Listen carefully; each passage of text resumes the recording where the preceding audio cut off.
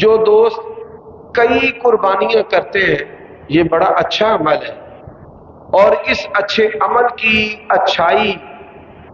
ایسی سنت جو متروک ہے وہ کیا ہے کہ آپ قربانی جو ہے وہ عطیہ کریں، جانور خرید کے اپنے سگے بھائی، سگی بہن، اپنے ددیال، اپنے ننیال، اپنے ہمسایوں میں جو غریب ہے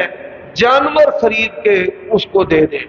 اور کسی کو بھی پتہ نہ ہو، اللہ جانے اور صرف آپ جانے۔ یہ ایسا عمل ہے کہ اللہ تبارک و تعالیٰ کو پھر اپنے بندوں پر غیرت آتی ہے کہ میرا بندہ ہو کر